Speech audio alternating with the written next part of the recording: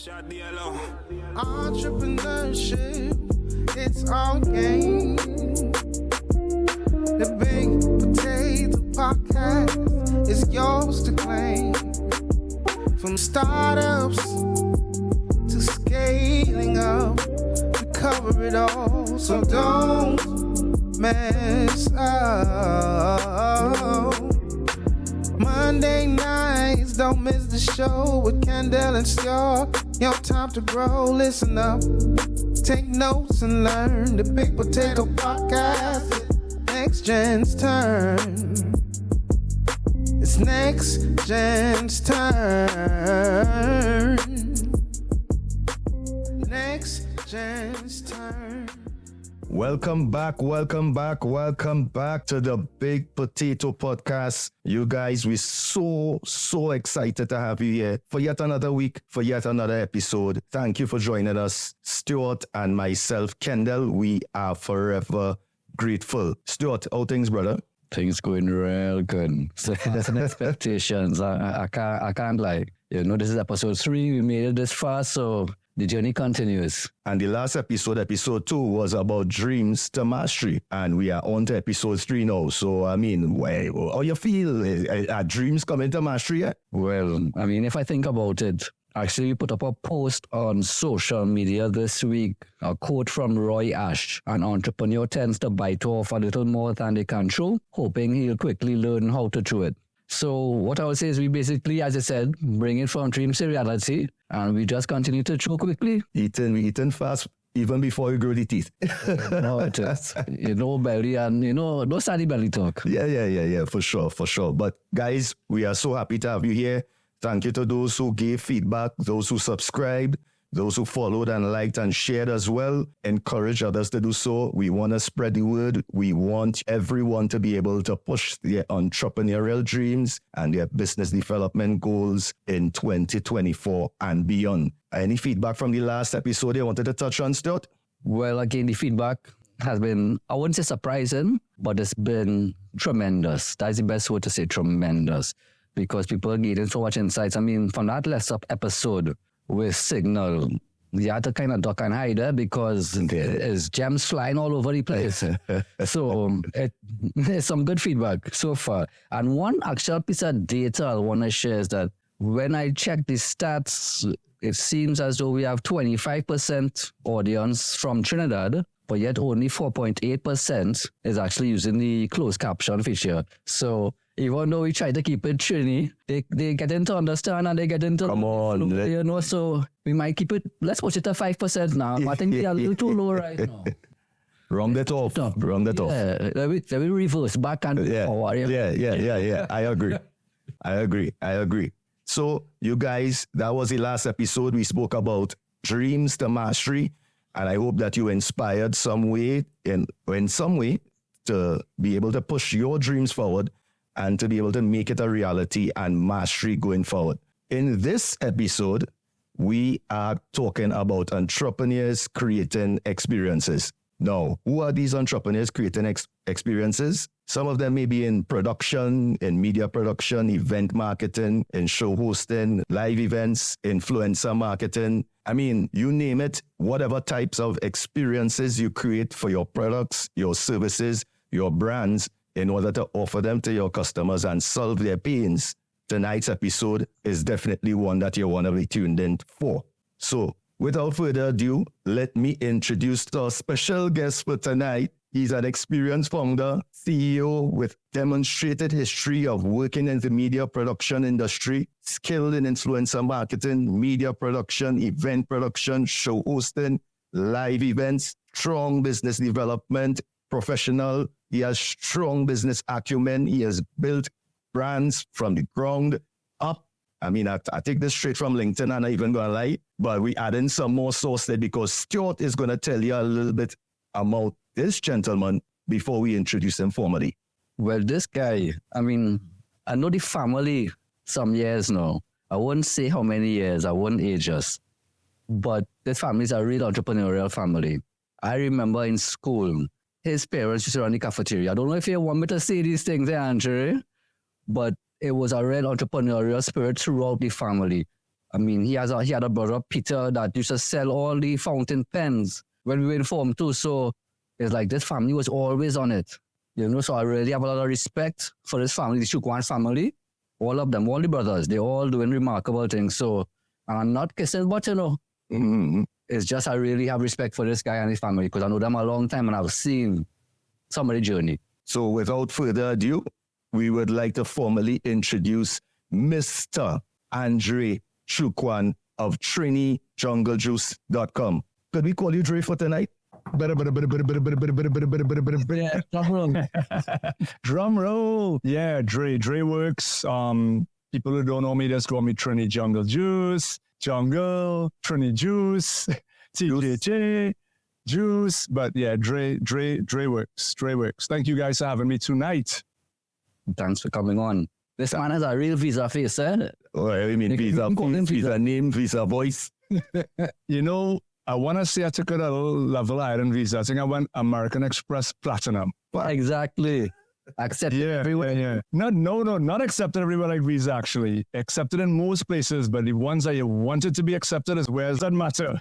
So thanks so much for being here, Andre. Our first segment, let's introduce it to you and probably for some listeners who tuned in for the first time. It's called What Caught Your Eye?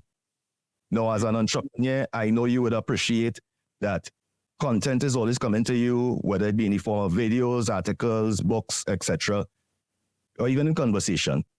Right. So we start off the show with this segment called What Caught Your Eye?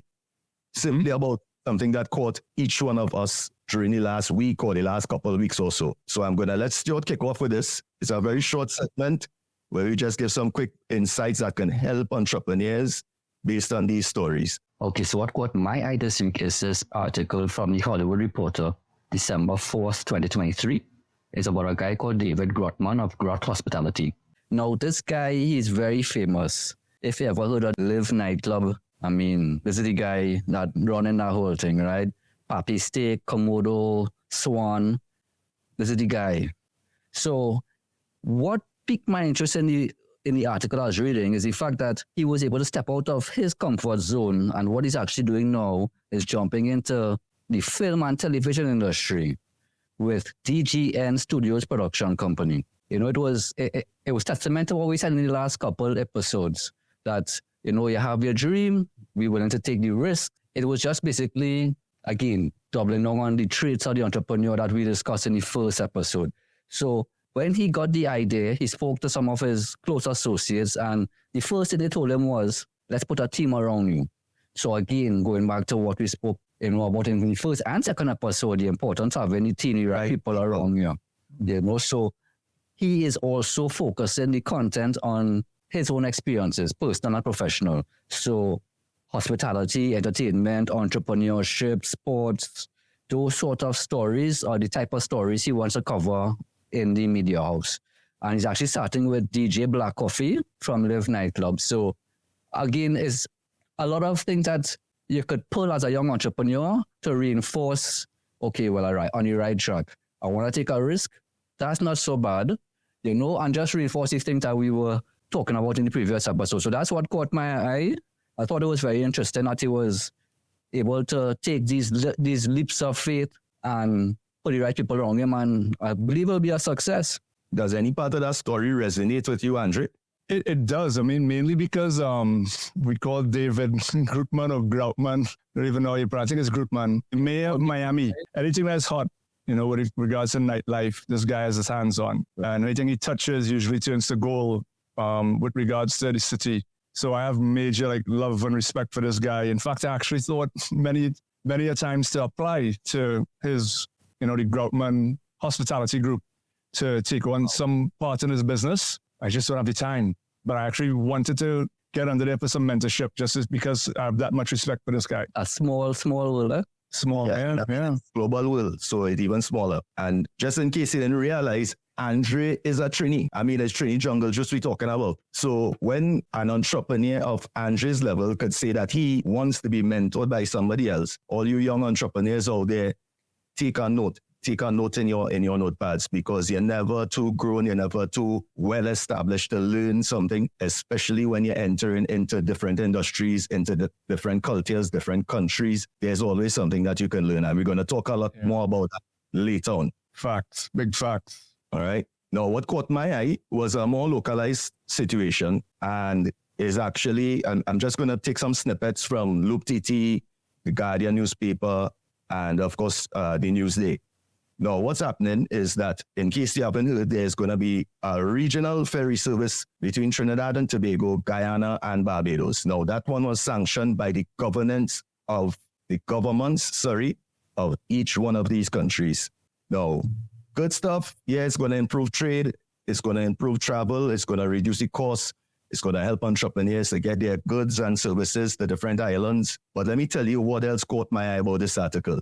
About a week or two later, a regional consortium decided that, hey, there's room for us to play too. So we're not going to allow the governments just to do this on their own, but we are actually going to enter the industry and we are going to offer a similar service. And they have extended their reach to places like St. Vincent, St. Kitts, Barbados, St. Lucia, Suriname, Dominica. I mean, you name it. So the governments of Trinidad and Tobago, Guyana and Barbados, I believe they're already testing the Galleon's Passage, which is from Trinidad and Tobago. It can hold 400 passengers, 60 vehicles. But this consortium called Connect Caribe. So that consortium, Connect Caribe, is actually led by Dr. Andre Thomas, who is a venture capitalist, a philanthropist. He wears many hats in our region. So he's well integrated. He understands the culture. He understands the nature of the region. And he said to himself and his business partners, let's put this on. Now, he actually said that this was in the launching stages and development stages for probably like 18 months to 2 years, even before this. So was it that coincidence happened and the government sanctioned this and said that they're going to go forward, and a couple of weeks later, some entrepreneurs are on the scene ready to capitalize? Or many times we know that things happen behind the scenes, and as entrepreneurs, you have to be ready and prepared with your plans, even if they say, all right, maybe it's going to come alive in 2 or 3 years, in 5 years, this is what is going to be the policy or whatever. You could start preparing yourself. So for entrepreneurs out there, that's what really caught my eye. Apart from the reach that you could gain by exporting your products and services, I think opportunity is the key message here, and being able to capitalize on opportunities when they arise. As a man of the culture, as a man of Carnival, not only in Trinidad and Tobago, Andre, how do you think that this can impact entrepreneurs, particularly, especially in the service and tourism sectors? You totally caught me off guard. I thought you were going to ask me what caught my eye this week. Okay, well, do that. No. So let's go back to your question, right? So that's a good question, because, I mean, the key thing is opening new access routes and creating this opportunity for people to move more freely, right? And that's key for any business or any, I guess, industry. Just as if you have limited, like coming into Trinidad Carnival, if you have limited airlines coming in alone, and then all of a sudden now you have ferries, or you have a cruise ship that's coming into a particular country, like for Trinidad Carnival, it just creates more supply, right? So price will go down, and because there's more supply, demand will then level up, and it works out for the consumer.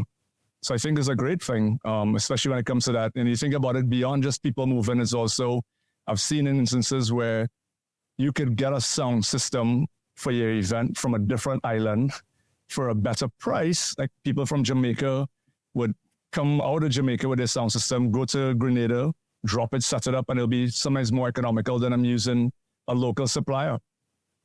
So it does open a lot of opportunities by creating, this additional routes. Fantastic. I mean, entrepreneurs, as I mentioned, opportunities.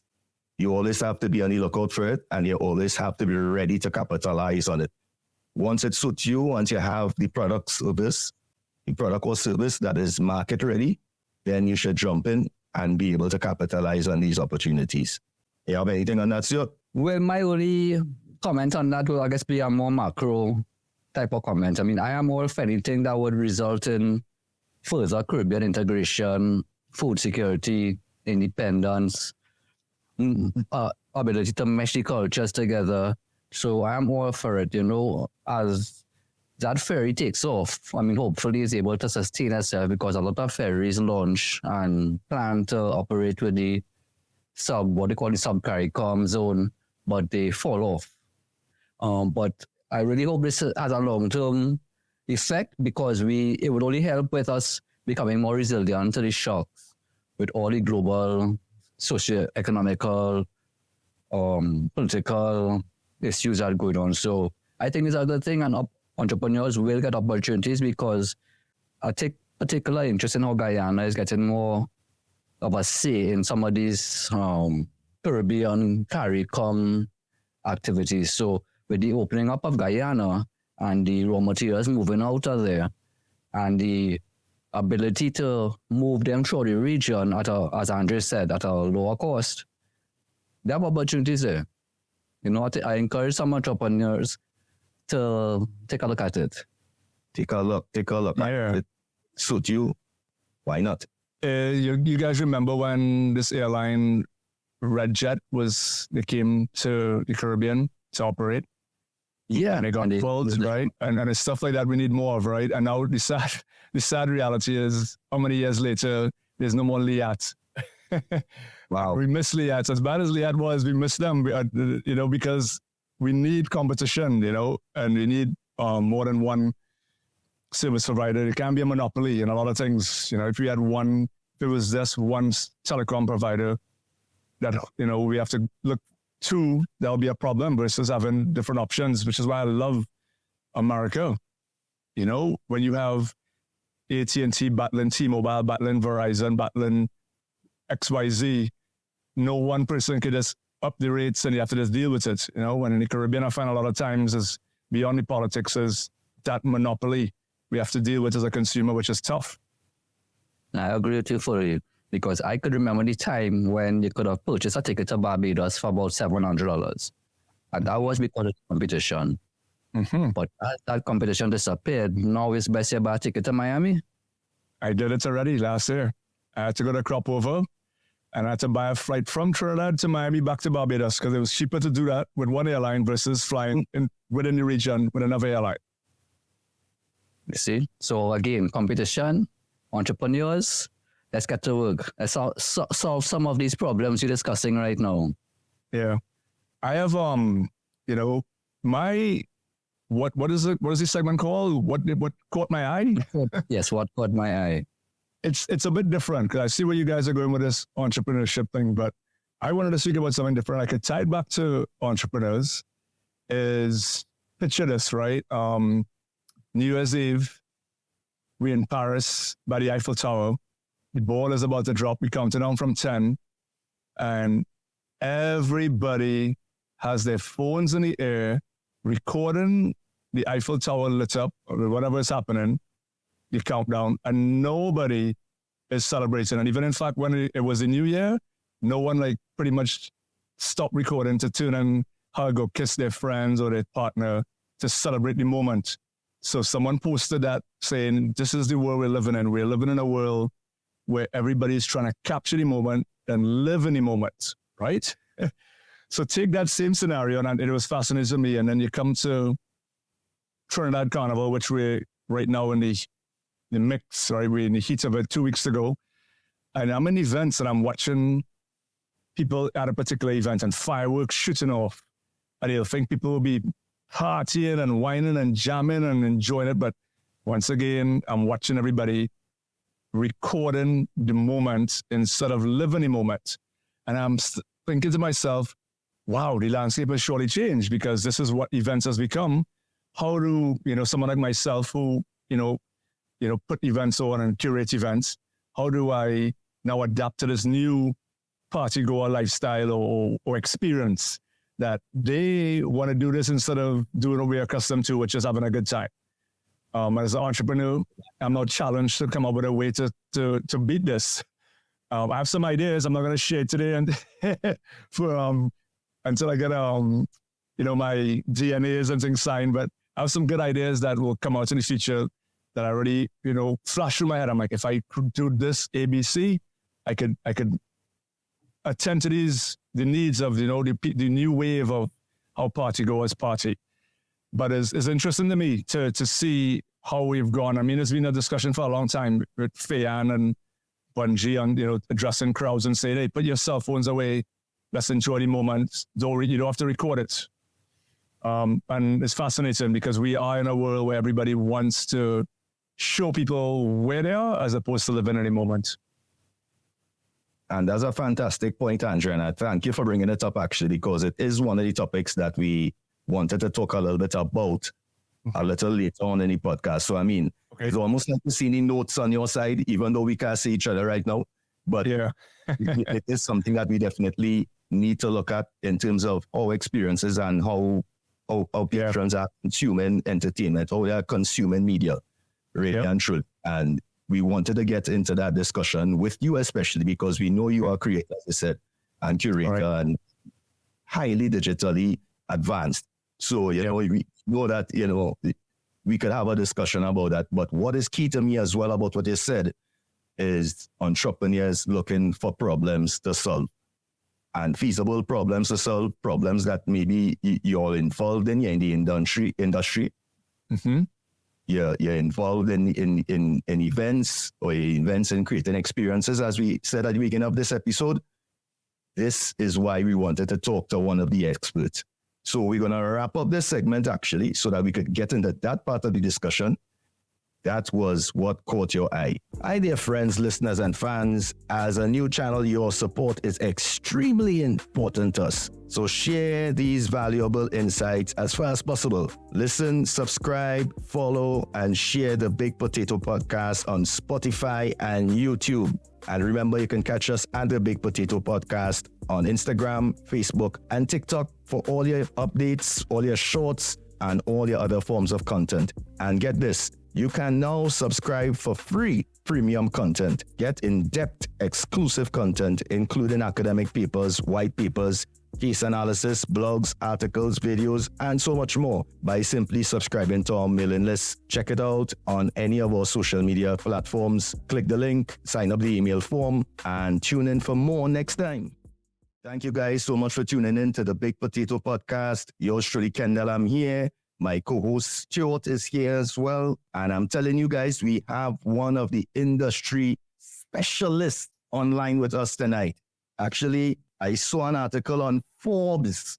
I mean, how many people could get articles written about them on Forbes, people? And the title of this article, it actually said the Trinidad Carnival Power List, 10 local entrepreneurs behind the Caribbean's biggest bacchanal. And Mr. Andre Choo Quan of Trini Jungle Juice made that list. So, Andre, I want you to tell us a little bit briefly about your experiences in really getting started as an entrepreneur, because we're talking entrepreneurship and the whole journey and everything that we really want to piece together up to this present day that we're chatting today.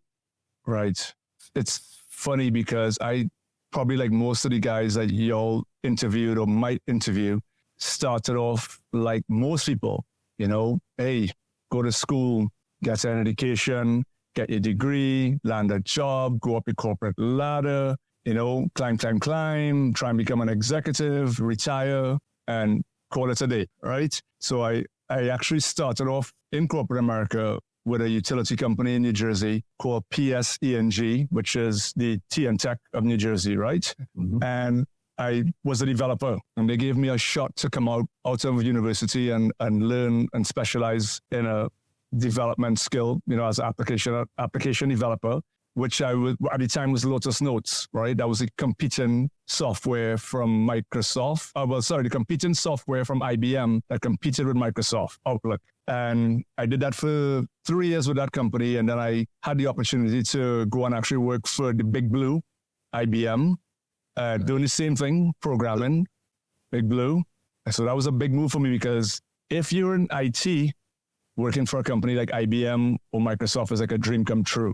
And having that opportunity, I stuck through with them for 7 years. So that's 10 years in whole in corporate America, which I will never take back, because that was able to give me the structure of understanding how a true business run. And a lot of entrepreneurs who might start off on their own straight as a, like a sole proprietor or doing their own entrepreneurship won't have that opportunity. And that is why I think I was able to say I was blessed or fortunate, because I was able to take my corporate America experience and then bring it into my entrepreneurship with Trini Jungle Juice. And Trini Jungle Juice started as a hobby. I was on the side, traveling the world, going to carnivals, and started to document it. I have my camera, taking pictures, putting it online. And I realized, the people macro in it. People out there want to be nosy and they like to see what other people are doing. So, if you happen to leave Tobago and leave Trinidad and go to Tobago for a weekend, and you have to go to Tobago Jazz, and they went to Nylon Pool and they snap some pics and show them how nice it is. Back then, that was social media. So people would come and say, hey, I see you went so-and-so, boy, and it looked real nice. Tell me about it, and what food you eat, and where you went and where you recommend.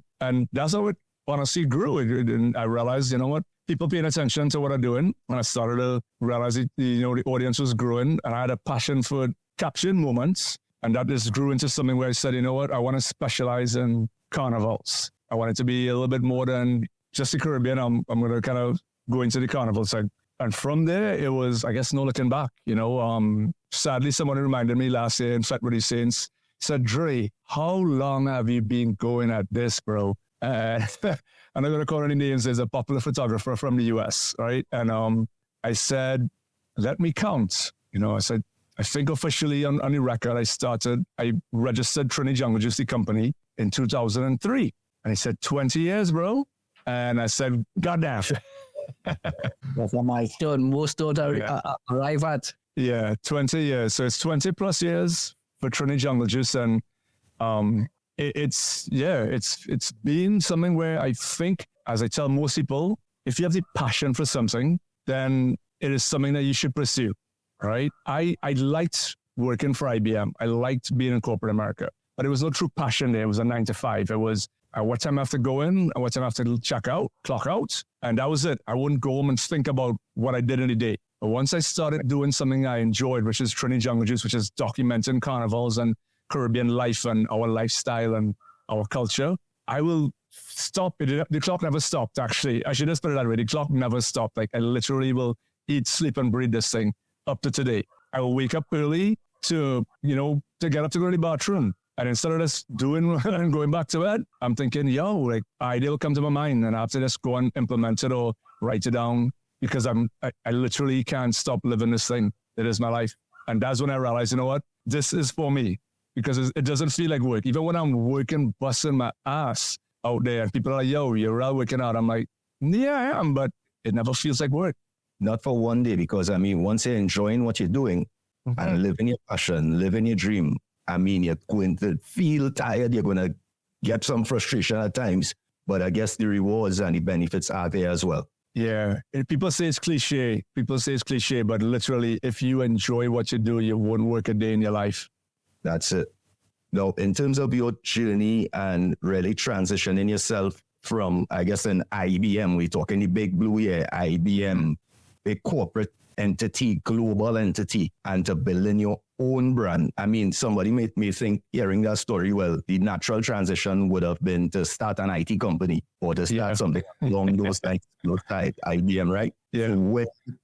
I understand the passion of capturing the moments and the experiences was there, but what would have really spurred you into that direction and even give you the name Trini Jungle Juice? Yeah, that's a good question. So Trini Jungle Juice, quick history. A lot of people don't know this, but before we were an entertainment website, way back in the day, we were promoters, and Signal to Noise was on your last podcast. So we were working with the likes of Signal and Chinese Laundry back in those days to curate events. So we were promoters at heart, right? And there was one event that was done. I was actually away at the time studying, but my brother and his partner threw an event called Jungle Juice. And the whole concept was we're going to make our own alcoholic jungle juice, and it's not going to run out. We're going to have this tank of 1,000 gallons of jungle juice, and people are going to drink that and get lit.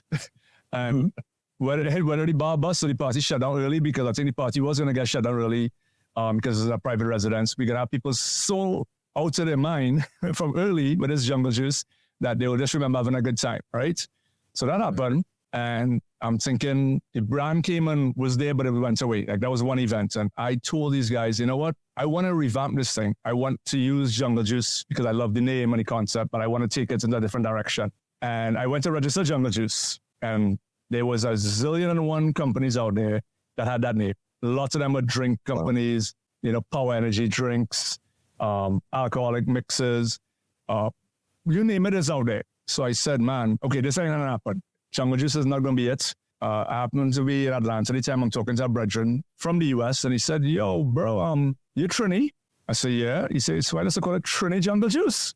And I say, simple, that easy. And I'll tell you the truth, right?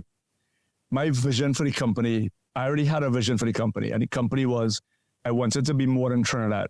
I wanted it to be a global entity where we were going to tackle things on a global level that no one in our space was doing at the time. So Trini Jungle Juice was and is the first entertainment media company within our region that took things on a global scale, right? And by that Trini scene at the time operating, but they were just local to Trinidad, right? You had Toronto Lime operating, but they were just local to Toronto. So I said, here's what I'm going to do. I'm going to take this thing, but we're going to be in every city simultaneously, covering what's going on in that city and powering it for everybody to see. So if you have a brethren in Trinidad and you happen to be living in Canada, you can see what's going on in Trinidad. If you're in New York and you want to see what's going on in Miami, we have that too. And when he came with Trini Jungle Juice, I didn't like it because I said, if I go with that, then I brand it to Trinidad, right? And how would it go across a local area? I kind of localize it myself. And when I go to Jamaica, I don't want the Jamaican man say, yo, Trini, what go on, man? We are not Trini thing, you know, it's Jamaica, brethren, right? So my vision was to have Jungle Juice International, right? And part of Jungle Juice International would then have Trini Jungle Juice, BIM Jungle Juice, Jamrock Juice. You get where we're going with this, right? Yeah, of course. It's still the vision, you know. I haven't done chasing that dream. The dream is to build what we have and create the top of the whole business will be Jungle Juice International, which is registered. And then you have your subsidiaries, which is every city, which is branded for their interest, right? So that's the vision. That was the vision and still is the vision. But the best part about this whole thing was Trini Jungle Juice became a blessing in disguise, because after I started using Trini Jungle Juice and it became the company name and I started moving around, I didn't realize that I would go somewhere, whether it be England or anywhere in the world, and land, and I will bounce up at Trini, and I legitimately was representing them. They would be like, Trini Jungle Juice, you are me. And I didn't realize how much I meant to them because I was their brand across the globe. And they were proud because I was showcasing what they are. So they would be like, yeah, doubles, Trini Jungle Juice, you know, Carnival, Trini Jungle Juice. And it became so big that what I was scared of by going to the Barbados and the Grenada and Jamaica and feeling that they will reject us, they then basically welcome us with open arms because they were saying, that is Trini Jungle Juice and you'll represent Trinidad and Trinidad culture. And when it comes to Carnival, Trinidad is the Mecca. So if you are the Mecca, then we will listen and bow down and give you the respect because we believe in what you all do. And so after it was all said and done, I don't regret being Trini Jungle Juice up to today.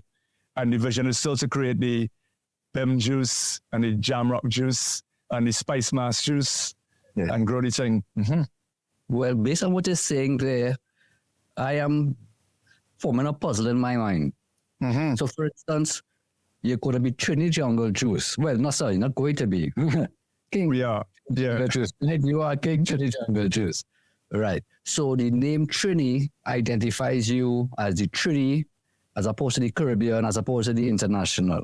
Right. But you're still operating in different cultures. Correct. So how do you still try to maintain the Trini when you're doing the BIM event, when you're trying to do the Jamaican event? Do you let their local culture dominate the event, or do you still try to supersede and superimpose the Trini elements? So, still a great question, Stuart, because from a from a business point of view, right? If you or me or anybody who's in my shoes, and when I was, back in the day, the first goal is to keep your identity, right? You always want to never forget who your identity is, never lose that. And if we're Trini Jungle Juice, we then always have to represent Trini Jungle Juice, right? So if I go, for instance, to Grenada, to Spice Mass, and I'm having an event or doing something operating as my company, it is crucial for me to not lose my identity and become them, because then they can just bring or use anybody locally, right? But on the flip side, and let's say in different spaces, it's different, it'll apply differently. So from a media perspective, I want to come in as Trini Jungle Juice with my media hat and use my Trini lens, my Trinidadian lens, and watch what's going on in their carnival or country or event or festival, and see how it compares and see where they could improve and where we could improve, exchanging cultures or ideas. But what I've learned now, this is just the reality as the landscape has changed. If you go to crop over, all right, as an outsider, and what do you want to experience, Stuart, and Kendell, when you go to Barbados or crop over? What do you guys want to experience? You want to experience everything that's Bayesian, don't you, though, right? Everything that's Bayesian. Everything that's Bayesian. You don't go to Barbados crop over for me to say, hey, give me a doubles and give me a bacon shot. No. You understand where I'm coming from? You're going there for the chauffette and you're going there for the flying fish and the macaroni pie, right? So when I put on my hat now where I'm doing events, and I go to do an event in this country as global as I want to be and Trinidad as I want to be, if I go to a Trinidadian event for crop over, chances are it won't do well, because people don't go there for the Trinidadian experience. They're going there for a Bayesian experience. Correct. Yeah? So it's still very sticky. It is. And I'm glad that you bring that point, because in terms of curating events and everything that you do for Trini Jungle Juice, even from our website perspective, what's he thinking that really goes into being able to innovate and differentiate your brand for not only the different regions, but even versus your competition, because you're going to have competition in those regions as well. Right. And, how would you go about really differentiating yourself? Because I know one of the key things you would have done even when you started Trini Jungle Juice was to differentiate yourself, was to really start with a lot of video and being able to record people visually and with audio. Yeah. What are some of the other things that you would do? You did your homework, Kendell. You just know the brand that long. I always had this conversation with people, and I think, I can't remember who was the entrepreneur that told me, but they basically said that we've always been 5 years ahead of the curve, right? Right. And it's a double-edged sword, because back when we were trying to push global, everybody was localized. When we would say, hey, let's take your brand international, they were like, we are only concerned with what's going on locally and what people can consume locally. Now, fast forward today, everybody wants to be global, right? Same thing with the website. At that point, I realized everyone was promoting photos. They were very photo-oriented. And I wanted to then say, let's go into video. And more so with the video, it wasn't just going into video as a technology aspect, but it was a cultural piece. Because I realized from traveling that there were a lot of artists, especially with soca artists, where you'll know the sound, but you'll have no clue who the face or voice, the face behind the sound is. So you might hear Edwin Yearwood Pump Me Up, and you're like, Pump Me Up, that's a big tune. And Edwin Yearwood could pass you right in front of your face, and you won't even say, look, the man who sing the tune, right? Right. So for me, it was tying the culture with the technology. So I'm going to now put a voice with a face. And so that's where we started, and that's where we pushed off in video, to give the artists a platform so people will know who they are when they hear the song and when they see them in public. Right? So that was the part for that. And then it was, the rest of it is always, how do we stay ahead of the curve? Like when people got into videos, you know what? I was like, I'm not going to compete because I already did that. I'm going to go live. We're going to start going live. We don't want to be post-edited. Let them post-edit. We're going to go live. And we went live. And then we became the site that became synonymous or famous for going live up to today. People are like, I can't tell you how much times I watch your lives. And you just give me the heart and pulse right away. And, how do we stay ahead of the game? And that's the question of every entrepreneur. But that leads me to the other question that I want to ask. Mm-hmm.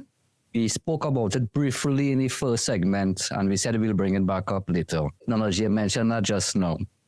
And we were speaking earlier about how consumers consume, the public consume the media, the entertainment. You mentioned in Paris, people paying more attention to the screen as opposed to the actual live event. Right. I mean, I saw it as well, even the panorama, the steel pan panorama in Trinidad here, that the All-Stars is sounding so brilliant. And yeah, I mean, I'm watching people looking at the action through the screen and missing the whole essence of the performance. So, sad. How are these trends affecting your business model? In addition, the technology again, you all started off, I'm assuming, with film cameras. So everything changed. Yeah. So how have you navigate that stormy ocean? It's been tough, but I'll tell anyone who's in business, just stay up, keep up. You must keep up with the trends, right? When we were a .com and social media came and became what it is today, Facebook, Instagram, now TikTok, Twitter, we could have been dinosaurs and said, hey, our website is where people have to come, and we're going to just keep building this website and working on it, and people will come. And if we did that, we'd have become the Kodak story, right? Because where's Kodak today? Because some bright guy came to Kodak and said, guys, we need to go digital. We can't be printing all the time. Let's go digital. And the board members told that guy, garbage. People want to click. They want to take their film and they want to process it and they want to have physical pictures. And that will never go away. We'll continue making money. I think the company that went with the idea was Sony. Sony went digital. I think the same guy might have sold the technology to Sony, and that was the end of Kodak. And if we did the same in our space, if we wanted to remain where we are, it would have been the end of us. So as an entrepreneur, you must keep evolving, but you must keep up with the trends. And what we did was, reluctantly, first trend came, Facebook. I said, I don't want to do it, but I took it. And we built Facebook. And then Instagram came, and I said, another one, boy? Because at this time, it's I man alone controlling all of these accounts, right? Mm. So content for that one website, but website and a social media platform, a next social media platform. And I got to a point where, I kid you not, when TikTok came, I said, I do not give a two rat's ass about TikTok. I don't. I do want to stop here because I have one going, two going, right? And my friends are like, Dre, you can't not get on the TikTok train. And it took me 2 years to get on the TikTok train, but I knew I was going to get there. But the reason why I didn't get there fast enough was I didn't understand TikTok. Because TikTok originally was Musical.ly. It was a dance platform. I don't dance, and I don't know how to dance. So don't catch me trying to do these dance moves, right? So I left it alone. But then I realized TikTok evolved into something bigger, and it was more than just dancing. And once I understood it, I dive right in, right? I went right in, and now we're in all. And what you have to know as entrepreneurs, this is very key. And I don't want to give out too much nuggets because all of a sudden I'll have too much competition out here, right? But you're already dominating, competition could dominate. What I did realize, I mean, putting all shit aside, all jokes aside, I can't do this alone. I cannot, at the end of the day, I still want the culture to win. And I want our Caribbean, culture and what we do on Embody to be showcased to the entire world. And no one man could do it. So everybody that I meet out there that say, I want to be the next Trini Jungle Juice, I actually encourage them and I'm willing to help them. I'm like, just please, it can't be just my site alone that pushing anything. If there are 10 of us, we could go as a unit. And in doing so, what you have to realize is you can't do it alone. As even within your business, like you need help. And what I was able to get help and continue. So how to continue to build my business. So if you have your own business, if you don't get help, you're going to burn out. And burnout is real. And a lot of people who I've known who was in the same business I'm in, they're no longer here today because burnout. YouTubers burning out because there's only so much you can do on your own. And I mean, that is a fantastic point that you made, Andre, in terms of really navigating and building your team. And what I will end off this segment by saying is that when you are building your team, look at the key areas that you may not be an expert in, or you may be a little weaker in.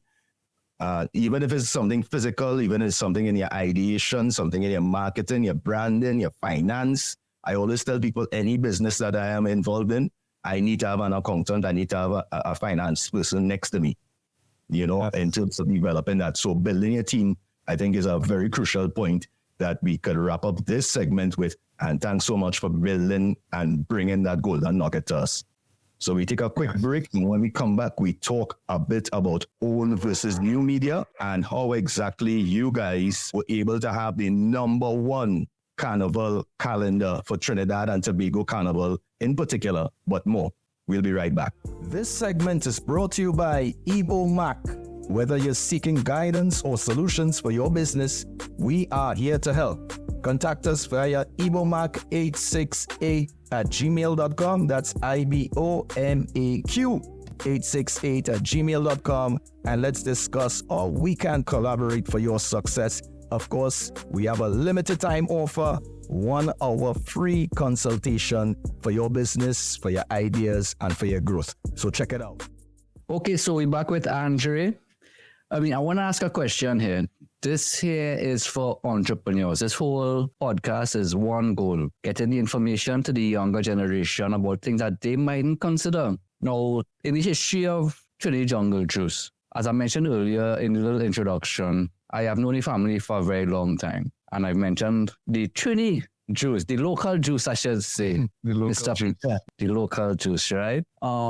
It was a good friend of mine and sadly passed away, I would say about 2011. Right, yes. So just about 13 years ago.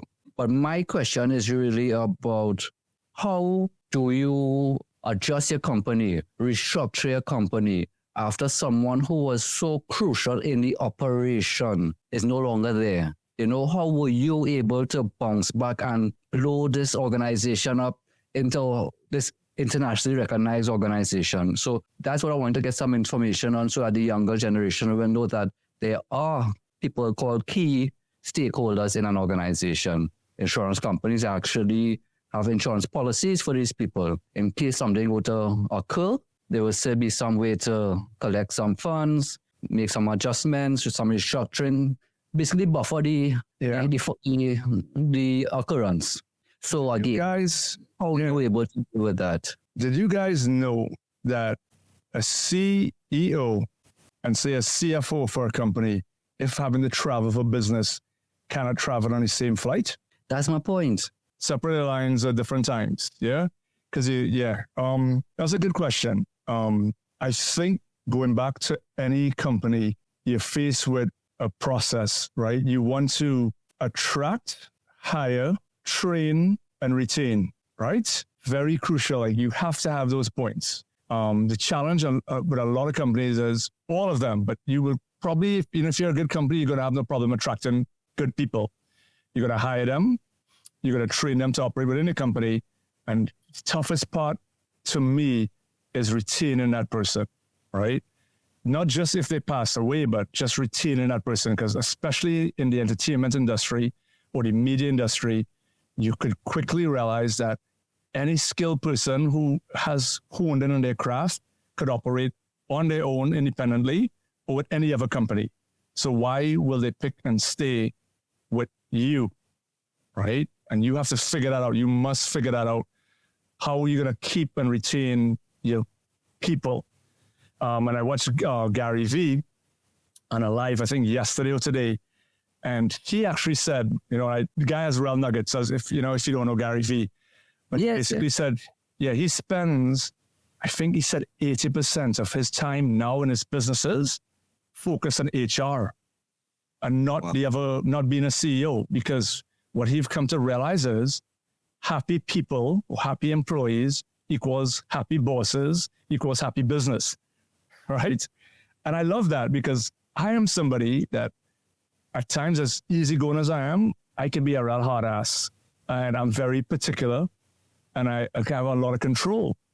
So I've learned over the years that I need to figure out to be better at my HR, human resources skills, because we don't, Trinidad Junglers doesn't have an HR department, right? I have to switch hats. So in one instance, I might tell a representative with my CEO hat or my, you need to do X, Y, and Z.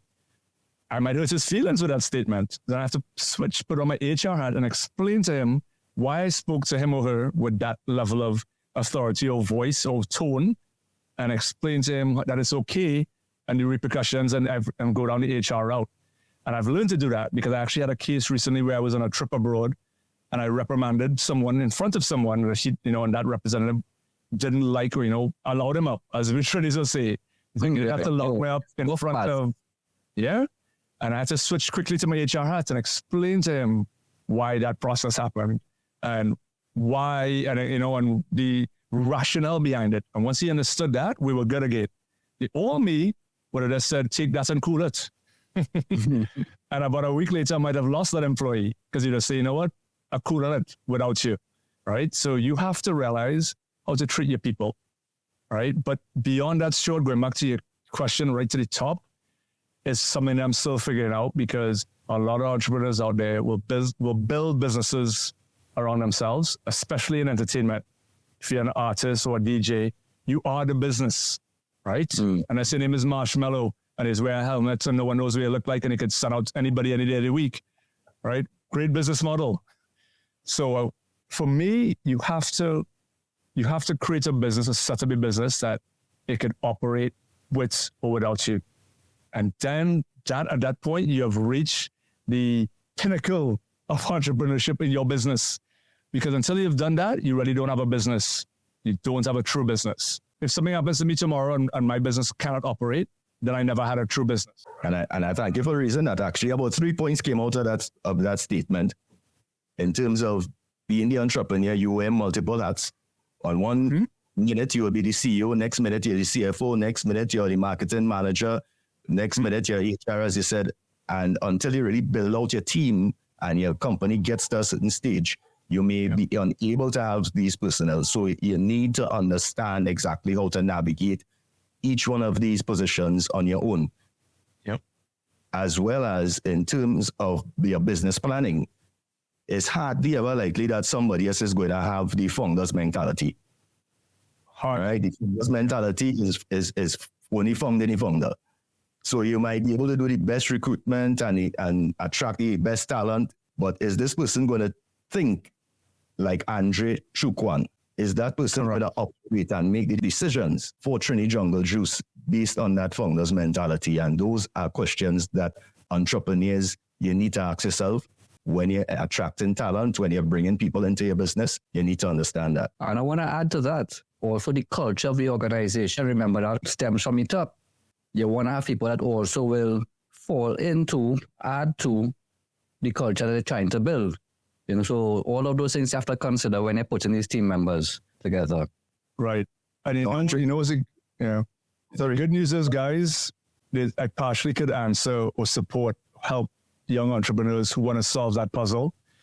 I just looked at a YouTube video that was, what's the guy's name? Is it Marquez? He does a lot of technology reviews. Is it Marquez? Marquez? Well, Marquez, yes. Yes, brilliant guy, right? He answered that question for us because he was talking about, companies and people who are creators or entrepreneurs that are leaving this YouTube space.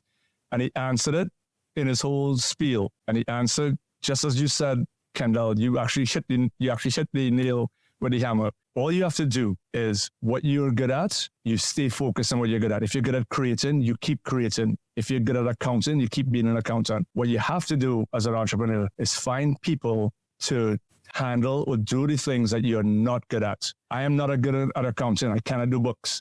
I will find someone to do my books, right? If you're not good at marketing, you find someone who's good at marketing. You don't try to do that on your own. And as an entrepreneur, focus and stay focused on what you're strong at and find people to do what you're not strong at. And that's the answer right there to building your strong company. And building your knowledge base, building your capacity, building the capabilities. I mean, I went here for the first episode, but thank you for reinforcing all those things which you would have spoken about in the first episode. Now, Andre, before you leave though, because we're winding down, Okay. And I wanted to ask a question on the old and new media and the balance and mix Trini Jungle Juice in terms of what you offer to your clients, your audience, your market. And one of those things is actually the Fete calendar. Now, how in your mindset, memory, or anything, did this come around?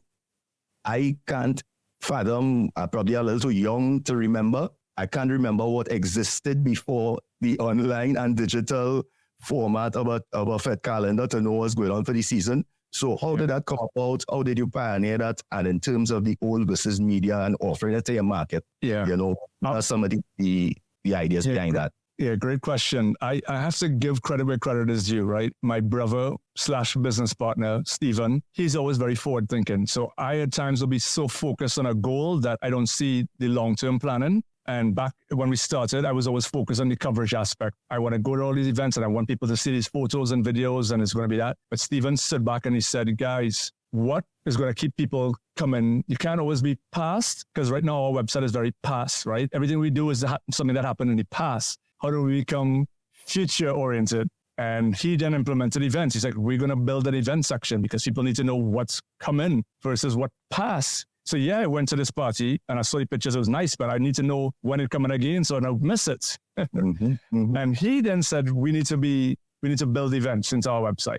And we built the events and we started realizing, you know what, brilliant, because people need to know where to go and promoters need a place to promote their events. And we built that. And then when we became Carnival focused, then we realized, you know what, we need to drill down, put something out for people to easily and quickly access that is Carnival related, that will give them the stuff that they need to properly plan and execute their Carnival and get their Fete tickets, right? And wherever they need to go. The beauty of this is people out there doing, their PDFs and their, what should I say, their physical versions, right? PDF, downloadable PDF, or something you can share in WhatsApp, a flyer. But we wanted to stay digital because a true digital means real time. So if a flyer goes out there and has the wrong time, when the promoter calls us and say, the time change, we could go on our website and change the time and it's up to date. When the venue changed, we could be up to date. And funny enough, I was just at QRC and the inspector for who was working on the night, he came and said, hey, respect to Trini Jungle Juice, you guys are actually our number one source for events, so we could stay on top of fire and police and keep on top of our jobs and what happened. And he gave me a blind for what I was trying to do on the night. Yeah. I was like, maximum, because I was trying to do something that apparently wasn't, I was trying to fly my drone and apparently I was in a no-fly zone. But thank God for being, recognized and for whatnot. So it was a good night in the end. I got what I wanted and he got what he needed. That's most important. Most parties at the Fete. Yes. I mean, the game day, right? Not inspector. Yeah, shout out to him. But I just have one last question before we wrap up. You mentioned it briefly earlier. How do you maintain a work-life balance? You Trini Jungle Juice, Visa Face. Not in Visa Face. What you said, American Express Platinum. American Express Platinum. American Express Platinum. How do you maintain a work-life balance? How does an entrepreneur operating on your level stay balanced, stay sane? True story. I went to Sedona for the first time in Arizona, and I had one of them Indian, I don't know what the word is to use, chiefs from this kind of dancing with wolves kind of vibe. I went in a sweat lodge, and the man gave me a sweat out, boy. I sweat like, and he already read my mind because I told him that he knew that I was dealing with my challenge in life, even up to today, is work-life balance. Because a lot of times I'll find myself working more than spending quality time with my loved ones and family. And it's tough. But what you have to do, it's key to find that balance and to work at it, because the more you go to one side, the other side hurts, right? The more work you do, the business will improve, but your relationships go down. You have good, strong relationships. You're not putting any time into your business is going to go down. So you have to really strike that balance. And it's really knowing when to stop. And to do so, I think the best advice I could give is you put a daily checklist of what you need to get done. And once that checklist is done, you stop working and you go and spend time with your family or enjoy life, whatever that might be. I think that's very important because, again, as you said, you as the entrepreneur driving this enterprise, you're pushing this forward. And it could take up a lot of your time. But again, as we discussed just now, a lot depends on one person. A lot depends on your success. A lot depends on your health, your mental well-being, your ability to function. So you have to have some sort of balance in between there. Yeah, must. And on that note, we are going to balance this interview by wrapping it up because we don't want to keep you up too late. We know that you have other commitments as well. So hopefully some personal ones are not too much work tonight. But thanks so much, Andre, for joining us. Trini, Jungle Juice. This is Andre Choo Quan giving us some insights into his entrepreneurial journey. We spoke about the future entertainment and the way that it is consumed now. We spoke about the cultural differences if you're building businesses in different countries. We spoke about the use of social media to the point where Andre didn't even want to jump on TikTok. We spoke about having a strong and clear mission, vision, goals, building a team, innovation. I mean, all entrepreneurs need these tenets, I guess, and need this information. And especially coming from persons as successful as yourself, we thank you so much for joining us. All the differentiation and bringing it to life and really spreading Trinidad and Tobago culture around the world and sharing your dreams with us, I mean, on that note, anything you would like to leave the audience with? Yeah, I have one thing to say. I mean, the most common question, a lot of people who want to get involved in either media or on entertainment, they'll ask, what do I got to do? Tell me, what's the magic trick or what's the key to success? And I just sticks with me every time, and I'll tell them it takes 10 years to become an overnight success. If you're going to start this today and you are not willing to put in 10 years of your life to make this happen, don't start. You have to put in at least 10 years because if you watch most of the major people who are successful in business today, whether music, singing, drums, or a shop, selling in a cafeteria, whatever it is, chances are they operating more than 10 years before you knew the name. And as you said, they never see the hard work. They don't. Even for example, with this podcast, Kendell, how long have we been discussing and planning this podcast? 2 years? Could be more. So it takes some time. They don't see the hard work. They just see a pop-up, things happening, overnight success. So 10 years from now, I want to see the big potato with like 1,000+ podcasts, interviews. And people that's big potato, just where did it come from? And they're like, yeah, you don't understand. Remember when Andre Choo Quan was number 3? When they reached 3,000. And Andre Choo Quan will still be there capturing our live moments. I'm certain about it. Indeed. Andre, thanks so much for joining us tonight. Yes, thank you, Andre. It really was a pleasure. And I believe the audience would have gained a lot of wisdom from your words. Much love and respect, guys.